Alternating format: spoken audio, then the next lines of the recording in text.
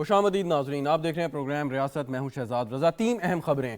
سب سے پہلے قومی اسمبلی نے آج الیکشن ترمیمی بل منظور کر لیا ہے، وہ ایکٹ آف پارلیمنٹ بن گیا، صدر نے اس پر دستخط کر دیے، اور اب جو پارلیمنٹیرینز کو سزا دی گئی تھی تاحیات نااہلی کی، اس کو ختم کر دیا گیا اور وہ 5 سال تک محدود ہو گئی ہے۔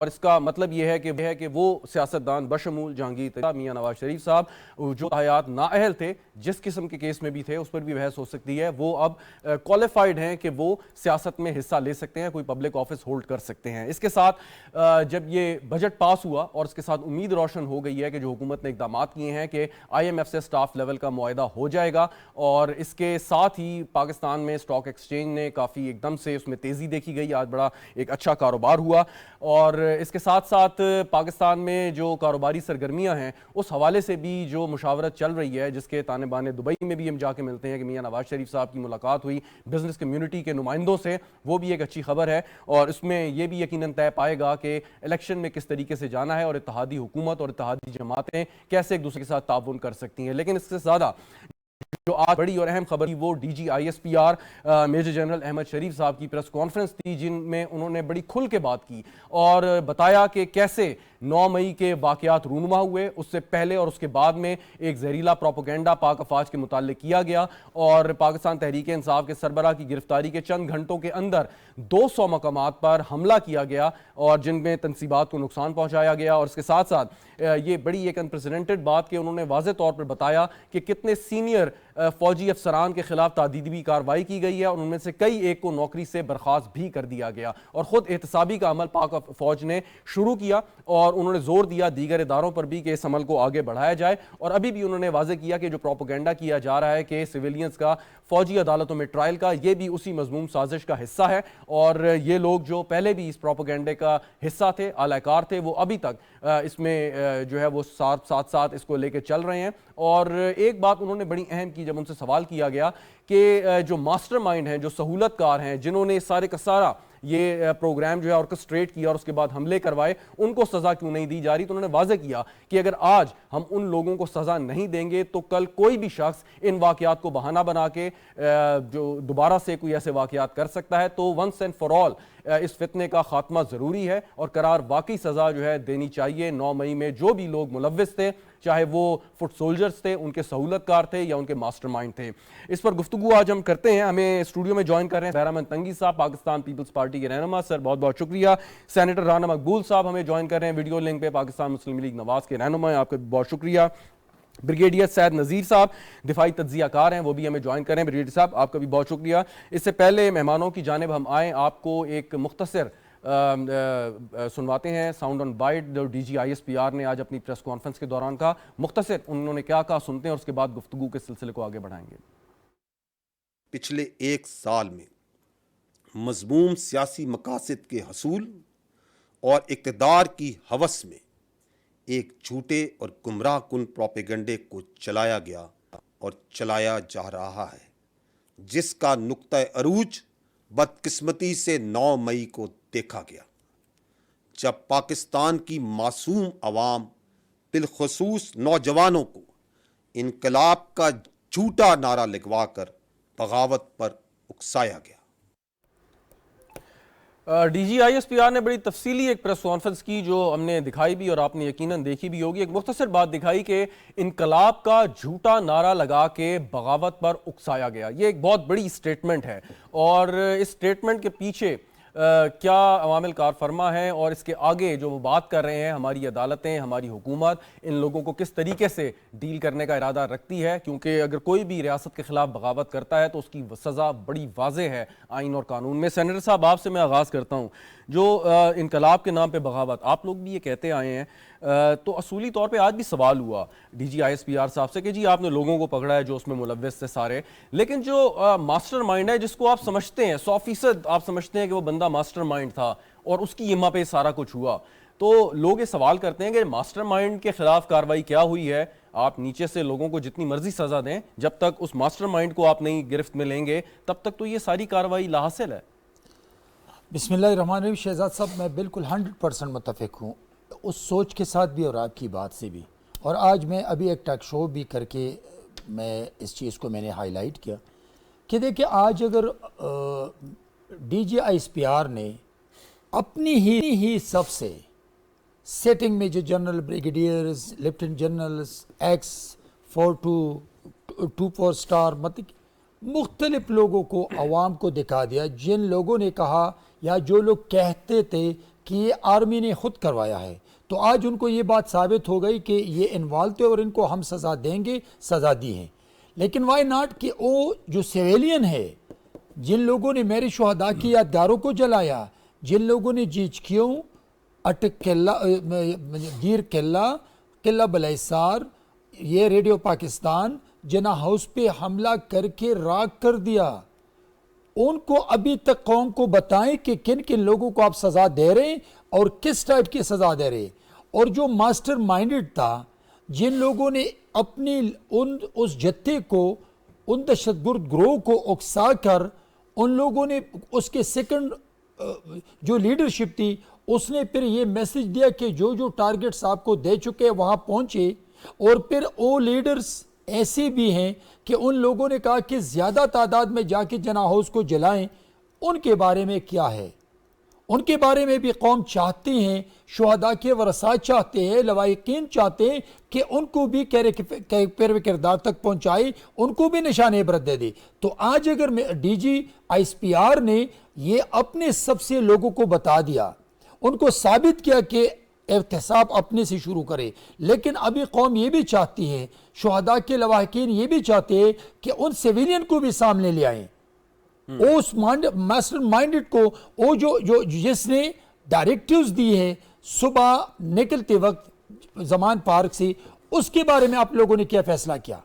ایسا تو نہیں ہے کہ سیکنڈ کلاس لوگوں پہ مقدمے چلے، اور ان لوگوں نے جو میرے شہداء کو، میرے شہداء کی خون کو، میرے شہداء کی شہادت کو داغدار بنانے کی کوشش کی، ان کے بارے میں کیا فیصلہ ہے؟ تو میں سمجھتا ہوں کہ آج کے فیصلے کے بعد قوم انتظار کر رہی ہے کہ ان کے بارے میں بھی فیصلہ کریں۔ نہیں، قوم انتظار کر رہی ہے، لیکن دیکھیں یہ حکومت کا فیصلہ تھا کہ کن لوگوں کے مقدمات آپ نے ملٹری کورٹس میں بھیجنے ہیں ٹرائل کے لیے۔ آپ فیصلہ کر لیتے کہ جو ماسٹر مائنڈ ہے اس کا بھی کیس وہاں پہ بھیج دیں، یا آپ اگر سمجھتے کہ ان کا ٹرائل جو ہے ہماری عدالتیں کر سکتی ہیں تو فوری طور پہ یہ کام ہونا چاہیے۔ دیکھیں نہیں شہزاد صاحب، ایک امپریشن جا رہا ہے کہ ان پہ ہاتھ ہلکا رکھا ہے، امپریشن کی بات۔ دیکھیں میری بات سنیں شہزاد صاحب، آج جیسے ڈی جی صاحب نے کہا کہ فوٹیج کے ذریعے، ویڈیوز کے ذریعے، تصاویر کے ذریعے، یہ مختلف جو لوگ انوالو ہیں اس میں، تو ان کے خلاف کارروائی ہوگی۔ میں سمجھتا ہوں کہ جب ان کے خلاف، جب ان لوگوں کے خلاف کارروائی ہو گئی تو ان لوگوں کو بھی نشان عبرت بنائے، تاکہ بیلنس ہو اور عوام کو پتہ چلے کراس دی مطلب کہ لائکنگ ڈس لائکنگ سب کے خلاف فیصلہ ہوگا۔ Very right. رانا مقبول صاحب، ان کے خلاف بھی کارروائی ایگزامپل بنایا جائے، سینیٹر صاحب بات کر رہے ہیں، اور آج D G I S P R نے بھی کہا کہ اگر ماسٹر مائنڈ اور سہولت کاروں کو جب تک کیفر کردار تک نہیں پہنچائیں گے تو کوئی بھی کل یہ بہانہ بنا کے دوبارہ اس قسم کی مذموم سازش کر سکتا ہے۔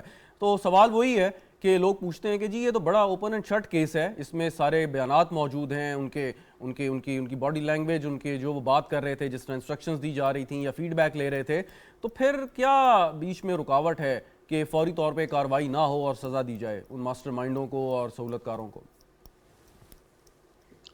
دیکھو جی، بسم اللہ الرحمن الرحیم، تمام دوستوں کو اسلام پہنچے۔ بات یہ ہے کہ آج کی جو پریس کانفرنس تھی جنرل صاحب کی، وہ ایک طرح سے کی نوٹ ایڈریس تھا about the policy and about the action. دیکھیں یہ ایک پیغام تھا سبھی کے لیے، قوم کے لیے بھی پیغام تھا، یہ عدالت کے لیے بھی پیغام تھا، وکالت کے لیے بھی پیغام تھا، اور یہ پولیٹیکل پارٹیز کے لیے بھی پیغام تھا۔ بات انہوں نے بڑی سچی سچی کی ہے اور ہمیں اس کو اپریشیٹ کرنا چاہیے، لیکن جو بات آپ نے کی ہے اس میں بھی بڑا وزن ہے۔ جیسے تنگی صاحب ابھی فرما رہے تھے کہ جو میرے شہید کے ساتھ یہ کرے گا اس کو کیسے معافی دی جا سکتی ہے، کیسے اس کے لیے نرم گوشہ ہو سکتا ہے۔ وہ کہا تھا فیض نے کہ اتنے نادان تو نہ تھے جہاں سے گزرنے والے، اتنے نادان تو نہ تھے جہاں سے گزرنے والے، نہ سے ہو بند کرو رہ گزر تو دیکھو۔ اتنے بڑے لوگوں کے ساتھ قربانیوں کے بعد جو ان کے ساتھ سلوک کیا گیا ہے، کیا یہ سلوک کرنے والے جو ہیں ان کو چھوڑ دیا جائے گا یا ان سے چشم پوشی کر لی جائے گی؟ یہ تو مناسب بالکل نہیں ہوگا.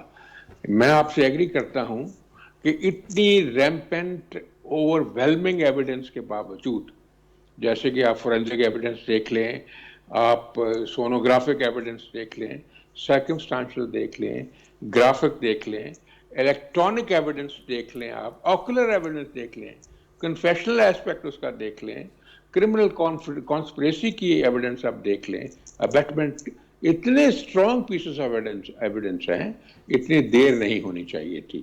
یہ آپ نے بالکل درست کہا ہے، اور اس قسم کی سچویشن میں اتنی دیر نہیں ہوتی.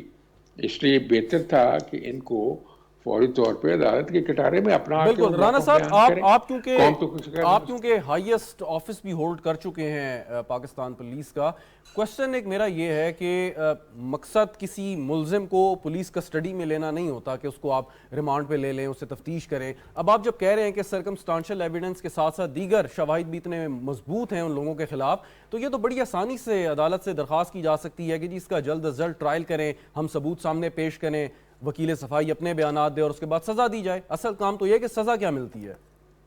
یس، اس کو ڈیلے کرنے کی کوئی جسٹیفیکیشن نہیں ہے. اس میں اگر جنرل صاحب سن رہے ہیں وہ لوگ بھی کانفیڈنٹ رہیں، کیونکہ وہ ان مقدمات کے مدعی ہیں. ہاں جی، وہ ان کے مدعی ہیں، وہ کمپلیننٹس ہیں، ان کے ساتھ بڑی زیادتی ہوئی ہے. اور اسی طرح جو انویسٹیگیٹنگ ایجنسیز ہیں وہ بھی اس کو پوری طرح سے ایکسپیڈیشسلی فائنلائز کریں. کیوں لیٹ کر رہے ہیں؟ اتنی دیر میں تو ٹرائل مکمل ہو جاتا ہے. اس لیے میں سمجھتا ہوں یہ دیر نہیں کرنی چاہیے. تقی صاحب ٹھیک کہہ رہے تھے کہ قوم واقعی منتظر ہے کہ جن لوگوں نے یہ گھنونا جرم کیا ہے، کیا ان کو، جو جونیئر لوگ تو ہیں کچھ پکڑے ہوئے ہیں، کچھ کا ٹرائل ہو رہا ہے، لیکن جو سینئر موسٹ ہیں، جو ذمہ دار ہیں، جنہوں نے اس سارے کے سارے معاملے کو آگے بڑھایا ہے، انڈاکٹرینیشن کی ہے، لوگوں کے ذہن میں نفرت ڈالی ہے، پھر ان کو ایک اس طرح سے بریفنگ دی گئی ہے کہ انہوں نے اپنی انسٹالیشنز کے اوپر حملہ کیا ہے. This is state way waging war against the country. بالکل صحیح. And waging war against the armed forces. Very right, very right. اس میں تو کوئی ہیسیٹیٹ نہیں کرنا چاہیے. بالکل ٹھیک. بریگیڈیئر صاحب، آج D G I S P R نے بڑے واضح طور پہ کہا کہ جی 200 مقامات پر حملہ کیا گیا گرفتاری کے چند گھنٹوں بعد. تو یہ کوئی اسپر آف دا مومنٹ میں نہیں ہو سکتا، یعنی کہ چلیں کسی ایک جگہ پہ حملہ ہو گیا یا احتجاج ہو گیا یا گراؤ جلاؤ ہو گیا تو سمجھ آتی ہے، لیکن ایٹ اے ٹائم 200 مقامات پر اس طریقے سے حملہ کرنا، اس کا مطلب ہے سارے کا سارا بڑا ایک پری پلان تھا اور یہ طے کر رکھا تھا کہ اگر اس قسم کا کوئی واقعہ ہو تو ہم نے کیسے ریئیکٹ کرنا ہے.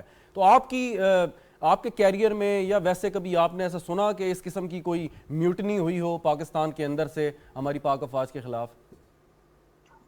بہت شکریہ. بسم اللہ الرحمن الرحیم. جو فاضل ساتھیوں نے بھی بتایا اور اس سے میں تھوڑا ایڈ کرنا چاہتا ہوں، اور وہ یہ ہے کہ دیکھ لو، ہماری جو فوج ہے ایک پروفیشنل فوج ہے، اور ہماری جو فوج ہے تو دنیا میں اس کا ایک رینکنگ ہے، ایک نمبر ہے، ایک سٹینڈرڈ ہے.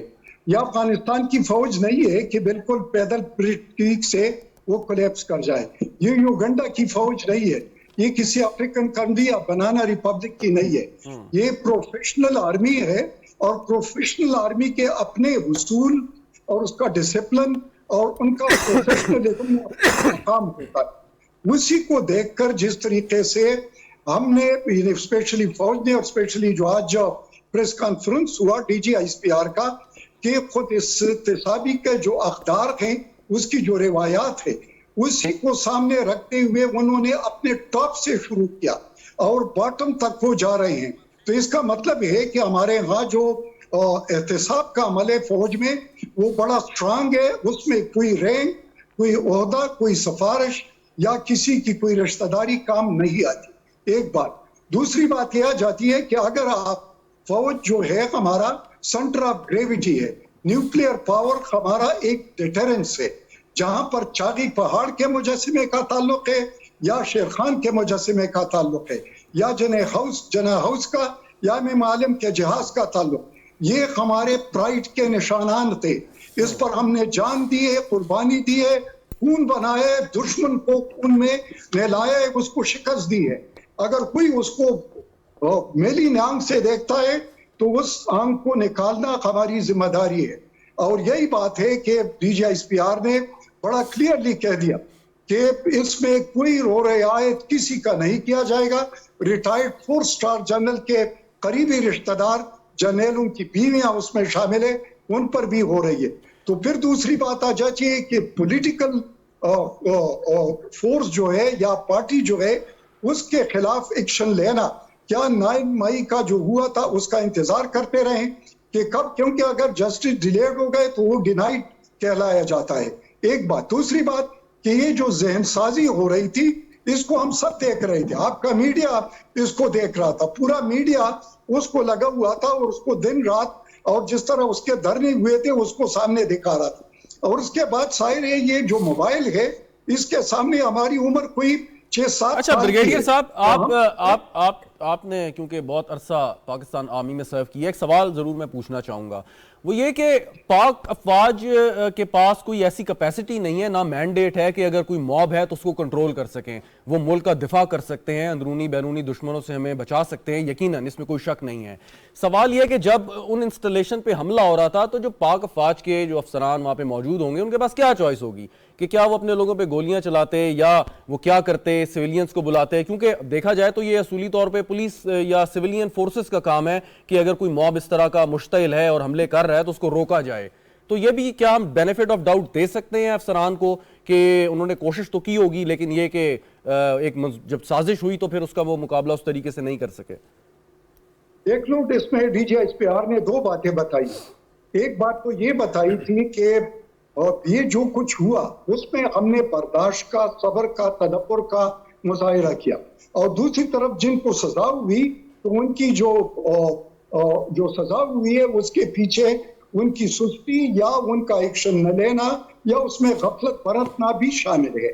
और तीसरी बात ये है कि अगर उस वक्त, क्योंकि इनका तो प्लान था कि जिस तरीके से पूरे मुल्क में इस किस्म के सेंटर ऑफ ग्रेविटी पर हमला होगा तो फिर लाशें गिरेंगी और उस लाशों पर सियासत किया जाएगा और मुल्क में एक अफरा-तफरी और सिविल वार का और रैंक एंड फाइल में एक किस्म का तफावत और मिसट्रस्ट कायम हो जाएगा।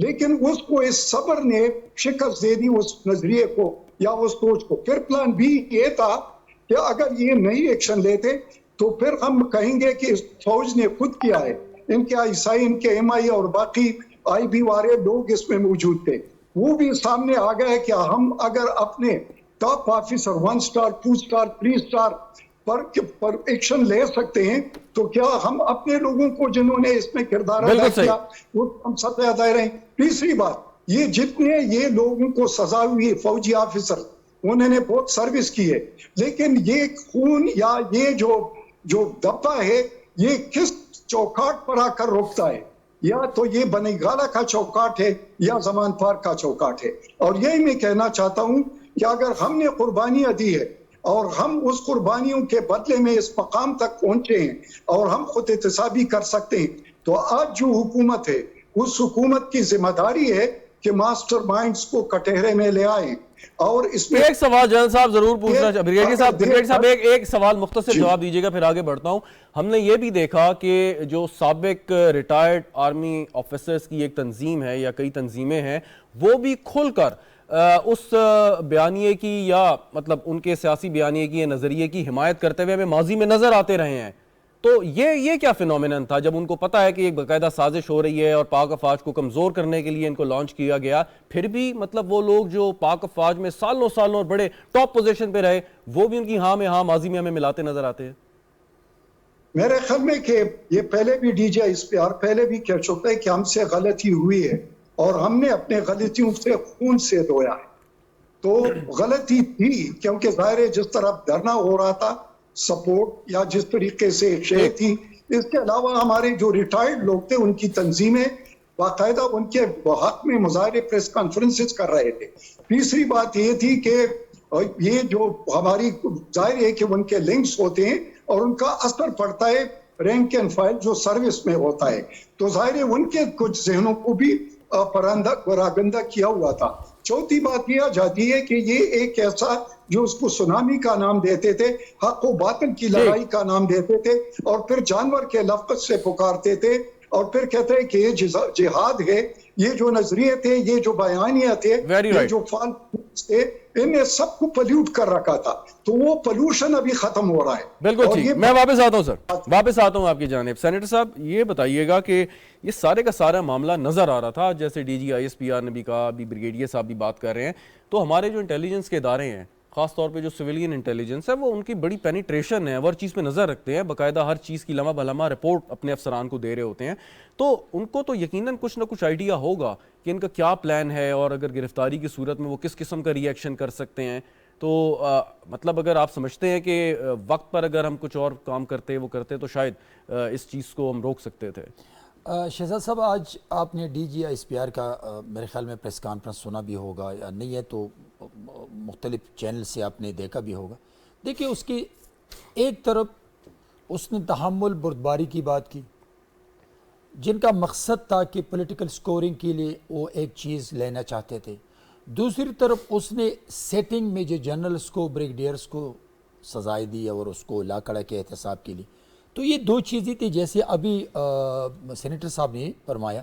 میں سمجھتا ہوں کہ ادارے بھی تھے، اداروں کی واچ بھی ہیں، لیکن ان کی جو اسٹریٹجی تھی عمران کی 10 اپریل 2022 سے لے کے 9 مئی تک 8 مئی تک، تو ان کی یہ ایک اسٹریٹجی تھی کہ کچھ ایسا ہو جائے کہ میں اور بھی اپنی پرسنل پاپولیٹی کے لیے اور پولیٹیکل سکورنگ کے لیے اس کو یوٹیلائز کر سکوں. لاشیں بے شک گرے، میں زندہ رہوں گا، اور ان لاشوں پہ سیاست کر کے میں پرائم منسٹر سیٹ پہ پہنچنا چاہتا ہوں. تو جو انسٹیٹیوشن کی بات آپ کر رہے ہیں شہزاد صاحب، ان انسٹیٹیوشن نے کام کی ہے، لیکن جب ایٹ اے ٹائم 200 جگہوں پہ آپ دہشت گرد گروہ کے ذریعے، جتوں کے ذریعے آپ اٹیک کریں، تو پھر یہاں پہ دو چیزیں سامنے آتی ہیں. یا تو نااہلی بھی ہو سکتی ہے، یا ان کی سپورٹ کی بات ہو سکتی ہے، یا ان لاشوں کی نہ گرانے کی بات ہو سکتی ہے. تو ایٹ اے ٹائم 2-3 چیزیں تھی جو کہ بہت اچھی طریقے سے افواج پاکستان نے اس کو ہینڈل کیا. جو مقصد تھا عمران کا، ایک طرف تو اس نے افواج پاکستان کے شہداء کو بدنام کرنے کی کوشش ضرور کی، ان کے لواحقین کی دل آزاری کی، اس خون سے غداری کرنے کی کوشش کی، لیکن دوسری طرف جو پولیٹیکل مقصد تھا عمران کا، وہ پورا نہیں ہوا. وہ کیا اس پولیٹیکل مقصد کے تحت دوبارہ وزیر اعظم بننا چاہتے تھے؟ دیکھیے، ان کی یہ سوچ تھی کہ اگر سپوز میں مہنگائی کے بلبوتے پاپولر بنتا جا رہا ہوں، تو میں لاشوں پر سیاست کر کے میں پرائم منسٹر بنوں، اور لاشیں بے شک ہزاروں کی تعداد میں گرے، اس لیے کہ ورکر ہیں، غریب ہیں. تو وہ مقصد ان کا پورا نہیں کیا اس نے. اب دیکھیں، آگے اسمبلی کی مدت ختم ہونی ہے، الیکشن مہم چلنی ہے، آگے لوگوں نے اپنے ووٹرز کو اپنے لیے جو ہے وہ ووٹوں کے لیے ظاہر ہے انہوں نے اپیل کرنی ہے، کیمپینز ہوں گی، اس میں ظاہر ہے تحریک انصاف بھی اپنا کام کرے گی، آپ لوگ بھی ہوں گے. تو کیا ایسے شخص کو جس کے بارے میں آپ اتنے پر یقین ہیں، پر اعتماد ہیں کہ اس نے یہ کام کیا اور مقصد یہ تھا کہ لاشیں گرا کے سیاست کرنا، تو ایسے شخص کو یا ایسی سوچ رکھنے والے اشخاص کو آپ سمجھتے ہیں کہ کوئی ان کی گنجائش ہے کہ ان کو اس الیکشن کے مرحلے میں یا ساری چیزوں میں اجازت دی جائے کہ وہ شامل ہوں؟ شہزاد صاحب، پاکستان پیپلز پارٹی دو چیزوں پہ یقین نہیں رکھتی ہیں، ایک پارٹی کو کمزور کرنا اور ایک مائنس وے. لیکن وہ پولیٹیکل پارٹی کے بارے میں سوچتی ہے، اور وہ پولیٹیکل لیڈرز کے بارے میں ہم کہتے ہیں.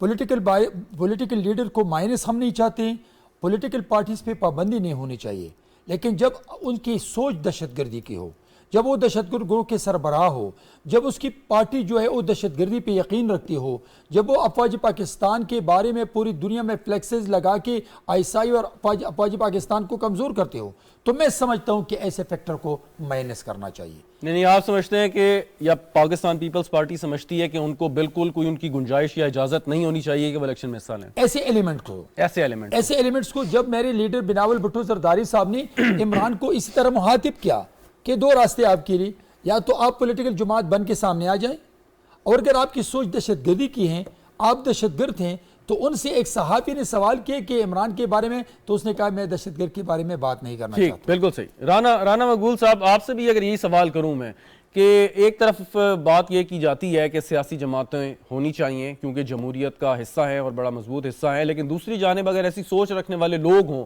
کیا ان کو بھی اجازت ہونی چاہیے کہ وہ الیکٹورل پروسیس میں حصہ لیں، چاہے وہ کچھ بھی کریں، جس قسم کی مرضی ان کے خلاف الزامات ہوں یا وہ جرائم میں ملوث ہوں؟ رانا صاحب دیکھیں جی، یہ تو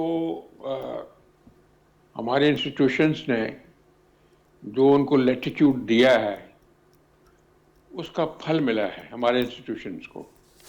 آپ کو یاد ہے جب وہ روضہ رسول پہ اس نے بھجوائے تھے, اس نے روضہ رسول کے تبرک کو بھی پائمال کرنے کی کوشش کی, اور اس کے سینئر موسٹ لوگ اور منیڈ لوگ جو تھے ان کو ڈپیوٹ کیا گیا نبی صلی اللہ علیہ وسلم کے روضہ پاک پہ. یہ انتہا ہے ان لوگوں کی. اور اسی طرح جب وہ آرمڈ فورسز کے لوگوں کو یہ کہے کہ یہ میر صادق ہیں اور میر جعفر ہیں اور یہ جانور ہیں, تو کیا اسے معاف کر دینا چاہیے تھا؟ ہم نے تو کوئی ایکشن, آپ لوگوں نے تو ایکشن ہی نہیں لیا اس کے خلاف, اور آپ بیٹھے دیکھتے رہے ہیں, وہ جو مرضی کرتے رہے ہیں. اس لیے ان کو اتنا لیٹیچیوڈ جو جب ملا ایسے بندے کو, تو اس نے اپنی روگری کا مظاہرہ کیا ہے ٹکا کے, اور اس نے ان انسٹالیشنز پہ حملہ کیا ہے چن کے جس کے لیے اس نے اپنے بندوں کو بریفنگ دی ہوئی تھی, اور آٹومیٹک تھا یہ, انہوں نے فوراً اٹیک کیا ان جگہوں پہ جا کے. تو یہ ایک بڑی ان پیٹریوٹک چیز ہے. اور لیکن اس کا آغاز تو رانا صاحب معذرت کے ساتھ, اس کا آغاز تو جو ان کے سیاسی مخالفین یعنی آپ لوگ ہیں آپ سے ہوتا ہے کہ جب وہ ایک غلیظ زبان میں بات کرتے تھے, اوئے کہہ کے مخاطب کرتے تھے اور طرح طرح کے الزام لگاتے تھے بغیر ثبوت کے, تو آپ لوگ خاموشی کا مظاہرہ کرتے تھے. آپ لوگ کہتے تھے کہ جی یہ فضول بات ہے اور ہم اس پہ جواب دینا مناسب نہیں سمجھتے. سو انکریجمنٹ ملی تو وہ تو آپ لوگوں کی نرمی یعنی کہ سیاست ہمارے لوگوں سے جو کیا انکریجمنٹ ملی, ہم تو ویسے انڈر ڈاگ تھے, ہمیں تو ویسے پینٹی لگتی ہے. میری بات سنیں رضا صاحب, ان 2 جرنیلوں سے پوچھیں اور ان 2 ججوں سے پوچھیں, 3 ججوں سے جنہوں نے یہ کرس اس قوم کے اوپر مسلط کی, ان سے پوچھیں. یہ ان کا قصور ہے. They are in the dock. We are not in the dock. بات یہ کرنے والی ہے کہ آپ اپنی unbridled ambitions میں ایسے لوگوں کو پالتے ہیں جو قوم کے لیے قیامت برپا کر دیتے ہیں. لیکن سانحہ 9 مئی ہوا, اس سے پہلے آپ لوگوں کی حکومت ہے, اس دوران بھی 9 مئی سے پہلے اور جب سے ان کی حکومت گئی انہوں نے اس قسم کے الفاظ کا استعمال پاک افواج کے لیے اور آپ لوگوں کے لیے تو بہت پہلے سے وہ کرتے تھے. سو اس عرصے کے دوران بھی کوئی ہمیں ایسا خاطر خواہ سٹیپ نظر نہیں آیا. کیا میری عرض سن لیں, کیا ان کیسز میں اس کو چلان نہیں کیا گیا ٹیررزم میں؟ کورٹ میں کیسز نہیں گئے؟ اگر کورٹ میں جج صاحبان ایسے تشریف رکھتے ہوں کہ ان کو وہ فیور کریں آؤٹ آف دی وے, تو پھر اس میں ہم لوگ کیا کر سکتے ہیں؟ اب آپ دیکھ لیں اب کیا ہو رہا تھا. اس لیے بات یہ ہے کہ جب تک ہمارے لوگ جو ہیں صاحب جو ہیں اقتدار یا ادروائز ججز صاحبان جو ہیں وہ اپنے کردار کی حفاظت نہیں کریں گے اور سچ اور انصاف کا ساتھ نہیں دیں گے, تو اس کے نتائج یہ نکلیں گے. اس میں کوئی شک ہے کی بات ہے کہ ان کو فیور کتنا کیا گیا, آج بھی کیا جا رہا ہے, آج بھی لاء کے مطابق ایکشن نہیں لیا جا رہا ان کے خلاف. اس لیے یہ ایک پرماننٹ جو ایک پریڈیکمنٹ ہے ہمارا, اس کو اپنے دھیان میں رکھنا چاہیے. اب جو آگے جو اب ہم آ گئے ہیں اس وقت, تو کیا ہم کیوں نہیں ایکشن پروسیڈ کیوں نہیں کرتے ہیں؟ میں تو سب سے یہ درخواست کروں گا, جیسے میں نے یہ سارے کمپوننٹس آف ایویڈنس کا ذکر کیا ہے, آپ کے سامنے ایویڈنس ہے, تو کس چیز کا انتظار ہو رہا ہے؟ اگر آپ یہ میسج نہیں دیں گے تو باقی میسج جو باقی لوگوں کو کنوکشن کرنے کا یہ امپیکٹ ہی نہیں ہوگا. جب سے زیادہ موسٹ رسپانسبل جو لوگ ہیں ان کو جو ہے کٹہرے میں لا کے سزا نہیں دی جاتی. اس لیے مہربانی کریں, اس پہ غور کریں اور وقت ضائع نہ کریں. جب آپ وقت ضائع کریں گے تو پھر وہ لوگوں کی ہمدردیاں لینا شروع ہو جائیں گے. یو شوڈ بی کوئک, کیونکہ جسٹس وہی ہے which is not delayed. ٹھیک, بالکل صحیح. بریگیڈیئر صاحب, آج D G I S P R جملہ اور کا انہوں نے کہا کہ جی سیاسی مقاصد کے لیے ابھی تک پاک افواج کے خلاف پروپوگنڈا کیا جا رہا ہے. تو ایسی صورتحال میں کہ چلیں 9 مئی کے واقعات تو یہ اس کی ایک انتہا تھی اور اس پہ بہت سارے لوگ آئیڈینٹیفائی بھی ہو گئے, لیکن یہ جو پروپوگنڈا کیا جاتا ہے اور کیا جاتا رہا ہے یا کیا جا رہا ہے, اس سے نمٹنا تو میرے خیال میں ہمارے جو سول ادارے ہیں ان کا کام ہے کہ وہ کیسے روکیں اور اپنی پاک افواج کو کسی بھی قسم کے اس قسم کے تنازع سے یا کسی شر پسند لوگوں کے شر سے بچائیں. تو آپ کے خیال میں اس میں حکومت کی کیا حکمت عملی ہونی چاہیے کہ زیادہ مؤثر انداز میں لوگوں کو صحیح تصویر کا صحیح رخ پیش کریں, یا جن لوگوں کو جو ابھی تک سزا جن کو نہیں ملی ہے یا جن کو کٹہرے میں لے کے آنا ہے اس چیز کو جو ہے وہ تیز کر دیا جائے تاکہ یہ احتساب کا عمل جو ہے جلد از جلد پایہ تکمیل کو پہنچے؟ یہ جی بہت اہم سوال ہے, اور وہ یہ ہے کہ آپ نے دیکھا ہوگا کہ بہت عرصے سے D G S P R اور اس کے علاوہ ہم مختلف جو تھنک ٹینکس ہے یا جو حکومت لیول پر ہے کہہ رہے تھے کہ بھائی ایک 5th جنریشن وار ہے, ایک فیک کمپین ہے پاکستان آرمی اور پاکستان کے خلاف. دوسری بات یہ تھی کہ اس میں جو بس کی ہے کہ پاکستان کے سیکیورٹی ایجنسی انٹیلیجنس ایجنسی نے کہ یورپین ڈس انفارمیشن لیب تھا جو کہ انڈیا چلا رہا تھا اور مختلف ممالک میں ان کے اکاؤنٹس تھے. اسی طریقے سے جو پولیٹیکل پارٹی تھے اس کے بھی اکاؤنٹس جو تھے یا جو آپریٹرز تھے وہ باہر ملکوں میں تھے, یہاں تک کہ کے پی میں تو باقاعدہ ان کو تنخواہ دی جاتی تھی. تیسری بات یہ آ جاتی ہے کہ ایک کمپین تو جاری تھا, اس کمپین کے مختلف اثرات ہو رہے تھے. ایک رینک اینڈ فائل پر ہو رہا تھا, ایک ریٹائرڈ پر ہو رہا تھا, پھر نوجوان پر ہو رہا تھا, اور نوجوان سب سے زیادہ افیکٹ ہو رہا تھا اس منفی پروپیگنڈے سے. چوتھی بات یہ آ جائے کہ اس میں ہوسٹائل ایجنسیز بھی شامل تھے اور بار بار یہ وارننگ دی جاتی تھی کہ دیکھو یہ جو فالس نیوز ہے یا جو کچھ سامنے آ رہا ہے یہ صحیح نہیں ہے. لیکن سوشل میڈیا جو ہے اس پر وہ رجیم ہمارے پاکستان میں نہیں ہے کہ اس قسم کے فلٹرنگ کی جائے جس کی وجہ سے یہ پروپیگنڈا ان تک نہ پہنچے. دوسری بات یہ بھی کہ بھائی جو کر رہے تھے ان کو اسی وقت نیپ کر لیتے اور ان کو سزا دی جاتی. چوتھی بات یہ آ جاتی ہے کہ یہ پروپیگنڈا پھر جو ہو رہا تھا وہ باقاعدہ کنٹینر سے بھی ہو رہا تھا, اور وہی پروپیگنڈا, وہی نیریٹو, وہی جو وار ہے نیریٹو کی اس کو آگے بڑھا. اور آپ نے دیکھا ہوگا کہ کتنے نیریٹو بدلے گئے, باہر سے سازش ہوئی, اندر سے سازش ہوئی, حق اور باطل کی ہے, یہ فلانا ملا ہوا ہے, وہ ملا ہوا ہے, اور پھر آپ نے دیکھا ہوا کہ کس طریقے سے. اچھا ایک سوال اور سر, ایک سوال اور, آج بڑے تفصیل سے اور بڑے مدلل انداز میں بریگیڈ صاحب سوال سن لیجئے گا. جی سوال سن لیجئے گا. حالات میں جب جی ایک منٹ میں یہ بات مکمل کروں کہ ایسے حالات میں جب انہوں نے ذہنوں کو اتنا پراگندہ کیا اور اس ہیٹ لیول تک پہنچایا تو آپ نے اس کا نتیجہ دیکھ لیا. لیکن بات یہ ہے کہ وہ سارا ایویڈنس تو اب موجود ہے, وہی جو کچھ انہوں نے کیا ہے وہی ایویڈنس اب ان کے خلاف پیش ہوگا. اور یہی میں کہہ رہا ہوں کہ آرمی نے تو اپنا جو پولوشن تھی اس کو کافی حد تک صاف کیا.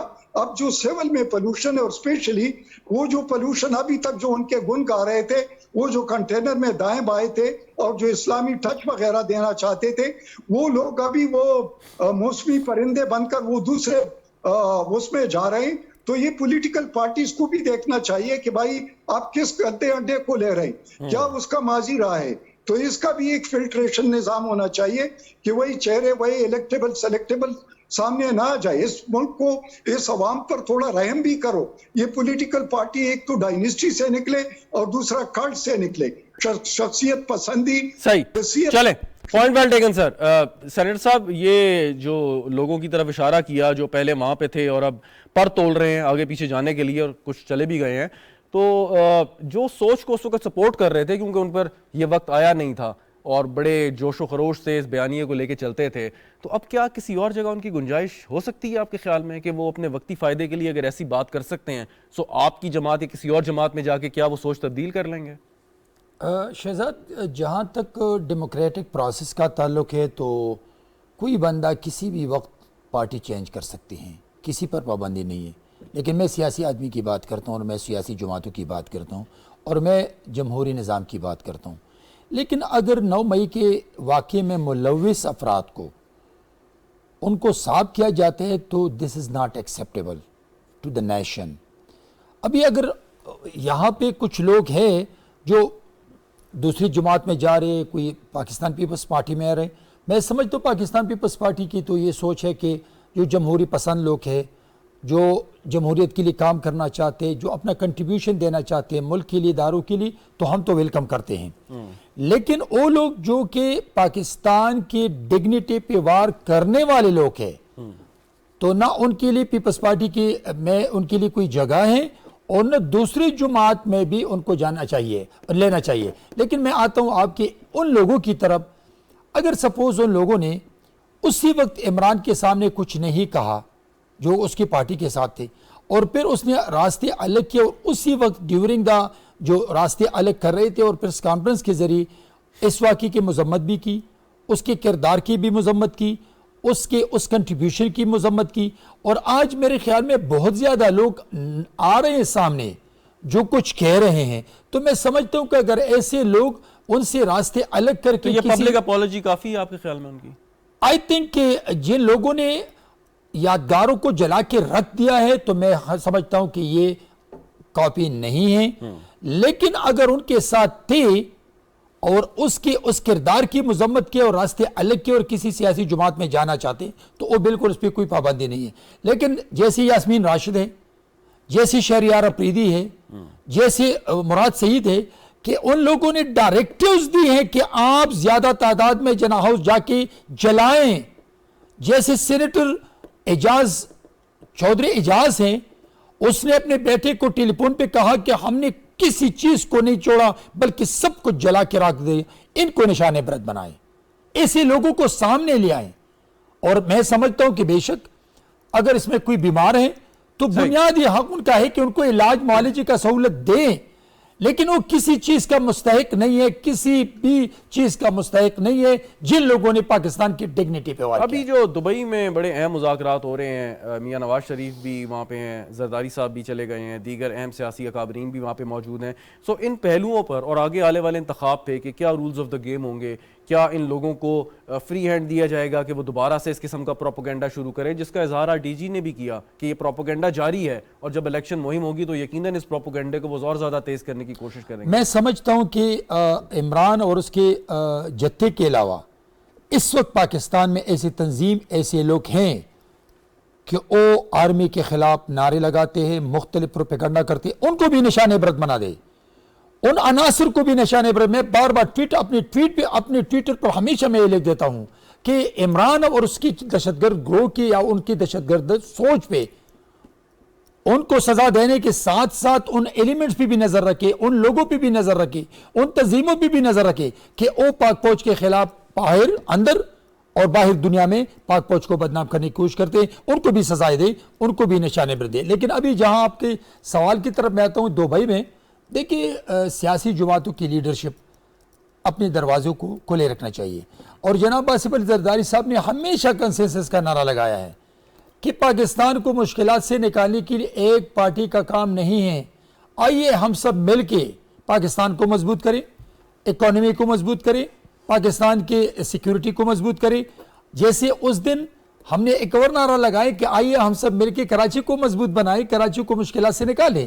تو پاکستان پیپلز پارٹی کی لیڈرشپ کی یہ سوچ ہے کہ آج میاں صاحب دبئی میں آئے ہیں، ہمارے باس جناب آصف علی زرداری صاحب بھی دبئی میں ہیں، چیئرمین صاحب بھی. تو اگر وہ آپس میں مل کے پاکستان کی مضبوط جمہوریت، مضبوط اداروں کے لیے اور مستقل بنیادوں پہ ایک مضبوط اسٹریٹجی کی بات کرتے تو میرے خیال میں اس میں کوئی حرج نہیں ہے. بالکل ٹھیک.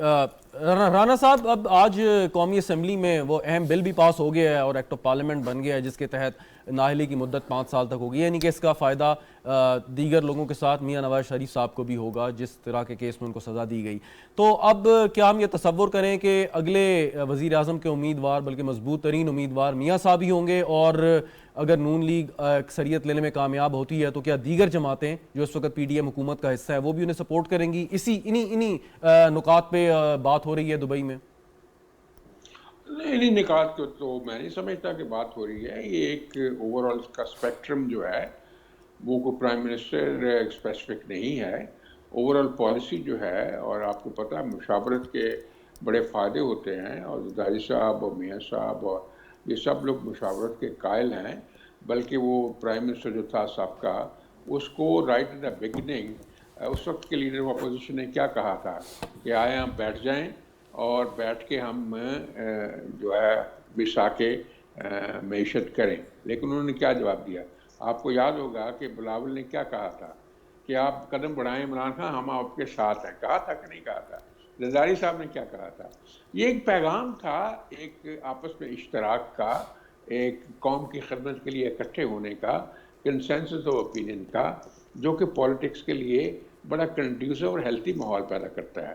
یہ ایک کام جو نفرتوں سے جو نہیں ہوتے، یہ آپس میں الفتوں سے. آپ درست فرما رہے ہیں. ایک سوال لے کے ہیں لیکن یہاں پہ سینیٹر صاحب، ایک سوال یہ ہے کہ اس وقت آپ لوگ یہ ہمیں سمجھاتے ہیں کہ پاکستان کے جو مسائل ہیں یا جس سٹیج پہ ہمیں لا کر کھڑا کیا ہے خاص طور پہ گزشتہ حکومت نے. تو ایک جماعت کے بس کی بات نہیں ہے پاکستان کو ان مشکلات سے نکالنا, اور ابھی بھی جو ہماری بزنس کمیونٹی ہے, دیگر لوگ ہیں, مالیاتی ادارے ہیں, وہ دیکھتے ہیں کہ پاکستان میں آگے انتخابات میں ایک مضبوط حکومت آئے. تو یہ ڈاؤٹ کلیئر کیوں نہیں کر دیتے کہ اگر آپ کی سوچ ایک ہے, پاکستان کو آگے لے کے جانا چاہتے ہیں اور مل کے اگر آپ کام کرنا چاہتے ہیں, تو کیا بہتر نہیں ہوگا کہ یہ انتخابات سے پہلے اناؤنسمنٹ ہو کہ اگلی حکومت کی کیا پاسبل شیپ ہو سکتی ہے, تاکہ یہ ڈاؤٹس کلیئر ہو جائیں؟ نہیں, ہو سکتا ہے یہ الیکشن سے پہلے ہو جائے. ابھی تو الیکشن میں 3-4 مہینے رہتے ہیں, بلکہ زیادہ رہتے ہیں, تو ہو سکتا ہے. یہ بات کو ناممکنات میں سے نہیں ہے جو آپ کہہ رہے ہیں. ابھی تو آپس میں گفتگو شروع ہوئی ہے الیکشن کے اوپر مین پارٹیز کی, بعد میں دوسری پارٹیز بھی شامل ہوں گی, اور میرا ذاتی خیال ہے کہ کنسنسس آف اوپینین سے ہی سارے معاملات طے ہوں گے. اور یہ ایک جو فلسفہ ہے کہ سب اکٹھے ہو کے اس کے لیے اسٹرگل کریں, اکانومی کے لیے اور ٹیررزم کے خلاف اور تمام جو برائیاں ہیں سوسائٹی کی, تو اس کا امپیکٹ ضرور ہوگا. جب اتنی بڑی پارٹیز کا کنسنسس آپس میں ہو جائے تو اس سے صورتحال بہتر ہوتی ہے. آپ دیکھتے ہیں کہ کیا کیا ہوئے پچھلے دنوں میں بھی واقعات. کبھی آپ نے سنا تھا یہ سارے, آپ کو پتہ ہے کہ پرائم منسٹر اور جو فارن منسٹر ہیں وہ ہر وقت ایک ویو لینتھ پہ رہتے ہیں, اور جو انہوں نے کام کیا ہے فارن افیئرز میں بھی دوسرے ملکوں کو اپنے, جن کو نفرت کا نشانہ بنایا ہے یعنی ہمارے سابقہ پرائم منسٹر نے, اور ایک ہیٹرڈ کی فضا پیدا کی, ان کو وہ قریب لے کے آئے ہیں. اب پرائم منسٹر کا جو وزٹ ہوا ہے وہ اس میں دیکھا ہے کیا باڈی لینگویج تھی باقی ہیڈز آف دی اسٹیٹ کی, اور کس طرح ملاقاتیں ہو رہی تھی. اس کے جو ہے ثمرات نکلیں گے. اور یہ بھی آپ نے دیکھ لیا جو ابھی کمیٹی بنی ہے جس میں, ویسے آپ کیا سمجھتے ہیں, آپ کیونکہ پاکستان پیپلز پارٹی اور نون لیگ کا آپ نے وہ دور بھی دیکھا ہے جب آپس میں دونوں جماعتوں کی شدید سیاسی مخالفت تھی, یہ جو ورکنگ ریلیشن شپ ہمیں گزشتہ 1.5 سال میں نظر آئی ہے, آپ کیا سمجھتے ہیں کہ مستقبل میں بھی یہ پاکستان کے لیے اچھی خبر لے کے آئے گی؟ جی, بہت اچھی خبر لے کے آئے گی. آپ کو یاد ہے پہلے بھی یہ آپس میں ایک طرح سے کولیشن رہی ہے, اور پھر کولیشن ہوگی اگر ضرورت پڑی تو یہ تو ڈپینڈ کرتا ہے کہ کیا فیصلے کرتے ہیں ہمارے لیڈر صاحبان. لیکن ایک بات طے ہے, جو لائن آف ایکشن ہے وہ صلح کی ہے, مفاہمت کی ہے, حالات کو بہتر کرنے کی ہے, وہ نفرت کی اور دوریوں کی نہیں ہے. بالکل ٹھیک. بریگیڈیئر صاحب فائنلی جی, اب یہ ہمیں سب کو پتا تھا کہ پاک افواج کے خلاف کیسے تانے بانے بنے جا رہے ہیں, پروپیگنڈا کیا جا رہا ہے, لوگوں کی ذہن سازی کی جا رہی ہے, اور سیاسی لوگ بھی اس میں پیش تھے اس جماعت کے. لیکن 9 مئی نے سب کو ایکسپوز کر دیا. بالفرض اگر 9 مئی کے واقعات جو بہت انفارچونیٹ اور انپریسیڈنٹڈ تھے وہ نہ ہوتے, تو کیا یہ لوگ ایکسپوز نہ ہوتے؟ یہ صرف 9 مئی کے ان واقعات نے ان کو ایکسپوز کیا ہے.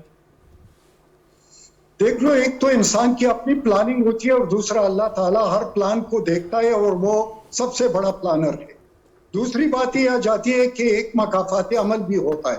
جب آپ کسی چیز کے پیک تک پہنچ جاتے ہیں تو پھر کہتے ہیں be prepared for a sharp fall, اور جو کہ وہ بڑا خطرناک ہوتا ہے. تیسری بات یہ آ جاتی ہے کہ اس قسم کے واقعات جو آپ نے دیکھا ہے کہ امریکہ میں جو بڑی جمہوریت ہے, اور وہاں پر بھی جس طرح کے ٹرمپ کے ساتھیوں نے دعویٰ بولا تو ان کو بھی 18 سال کی سزا ہو گئی اور باقی بھی اس میں چلے گئے. چوتھی بات یہ آ جاتی ہے کہ اس سے ہم سیکھتے ہیں, اور اس طریقے سے یہ جو انتخابات کا عمل ہوتا ہے یا پولیٹیکل سسٹم کا عمل ہوتا ہے, جمہوریت کا عمل, اس میں کچھ شفافیت آ جاتی ہے. لیکن اگر وہ ان سے سیکھتے نہیں ہے تو پھر میرے خیال میں کہ انتخابات یا لوگوں کا چناؤ یا پارلیمنٹ میں جانا, سینٹ میں جانا بے معنی ہو جاتا ہے.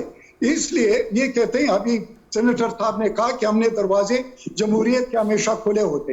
بھائی دروازہ اگر ہمیشہ کھلا رہے گا تو اس میں سام بچھو بھی آ جائے گا, اس میں سور گدا بھی آ جائے گا, اور بھیڑیا بھی آ جائے گا. تو سوئنگ ڈور سنڈروم رکھو تاکہ گندا آ جاتا ہے تاکہ دوسرے دروازے سے وہ باہر نکلے.